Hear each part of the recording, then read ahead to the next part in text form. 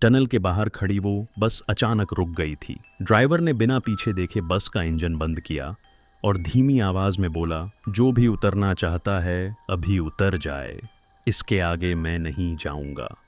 उसके शब्दों में डर नहीं था, थकान थी, जैसे वो यह बात रोज कहता हो। मैंने खिड़की से बाहर देखा।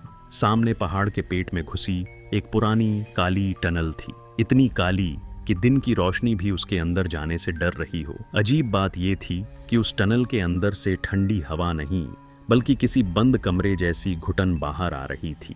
लोगों ने उतरने से मना कर दिया। सबको जल्दी थी, लेकिन किसी में हिम्मत नहीं थी। मैं उतरा, शायद इसलिए क्योंकि मुझे लगा डर सिर्फ कहानियों में होता है। मेरे कदम जमीन पर पड़े तो पीछे से बस का दरवाजा बंद हुआ, इंजन स्टार्ट हुआ और बस बिना रुके चली गई। उस शोर के खत्म होते ही जो सन्नाटा बचा वो सामान्य नहीं था। वो ऐसा सन्नाटा था जिसमें कान खुद से आवाजें ढूंढने लगते हैं। टनल के मुहाने पर एक टूटा हुआ बोर्ड लटका था। उस पर कुछ लिखा था, लेकिन अक्षर ऐसे घिस चुके थे जैसे किसी ने जानबूझकर उन्हें मिटाया हो। मैंने मोबाइल निकाला, टॉर्च ऑन की। रोशनी टनल के अंदर गई और वहीं रुक गई, जैसे अंधेरा रोशनी को निगल रहा हो।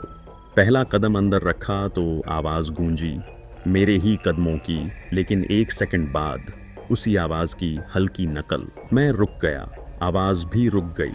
मैंने खुद से कहा, इको है, लेकिन इको हमेशा पीछे से आता है। ये आवाज़ बगल से आई थी।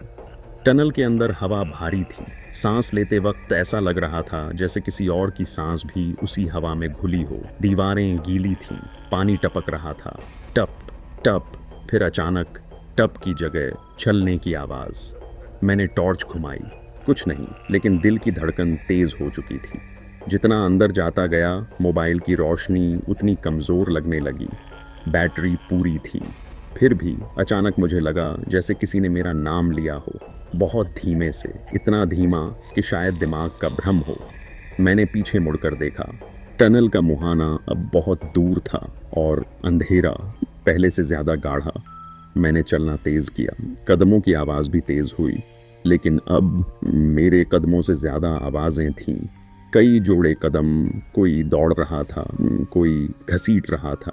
कौन है? मेरी आवाज़ टनल में घुल गई। जवाब नहीं आया, लेकिन उसके बाद हंसी आई, बहुत धीमी, बहुत थकी हुई, जैसे किसी ने बहुत सालों बाद हंसना याद किया हो। टनल की दीवार पर मेरी परछाई दिख रही थी, लेकिन एक मोड़ पर परछाई दो हो गई। मैं रुका, परछाई नहीं रुकी। मेरे शरीर में ठंड दौड़ गई। मैंने आंखें बंद की, खुद से कहा, भागो, लेकिन पैर भारी हो चुके थे।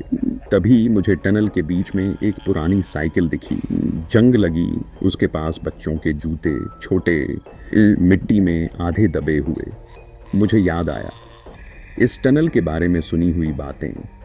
कहते हैं सालों पहले एक स्कूल बस यहाँ फंस गई थी। टनल के अंदर आग लगी थी, कोई बाहर नहीं आया। सरकार ने केस बंद कर दिया, टनल खुली रही। मेरे कानों में अब बच्चों की फुसफुसाहट थी, घर चलो, अंधेरा है, हमें छोड़कर मत जाओ। मैं रोने लगा, डर से नहीं, उस एहसास से कि मैं अकेला नहीं हूँ। अचानक मोबाइल की टॉर्च बंद हो गई। पूरा अंधेरा, और उसी अंधेरे में मेरे कंधे पर किसी का हाथ। हाथ ठंडा नहीं था, गीला नहीं था, बस बहुत भारी। मेरे कान के पास एक आवाज़ आई, तुम भी यहीं रुकोगे? मैं चीखा और दौड़ा, आंखें बंद, बस दौड़ता रहा। कितनी देर दौड़ा पता नहीं। अचानक मेरे पैर ज़मीन से बाहर निकले। मैं गिर पड़ा और तेज़ रोशनी में आंख खुली। मैं टनल के बाहर था, सड़क पर। सुबह हो चुकी थी, लोग खड़े थे, कोई पानी दे रहा था। किसी ने कहा, ये रात भर टनल के बाहर बेहोश पड़ा था। मैंने पीछे देखा, टनल शांत थी, सामान्य। मैंने राहत की सांस ली, शायद सब सपना था। तभी मेरी जेब से कुछ गिरा, एक छोटा जला हुआ बच्चे का जूता, और उसी पल टनल के अंदर से हंसी की वही आवाज़ आई, धीमी, थकी हुई, जैसे कोई कह रहा हो, अगली बार वापस आना।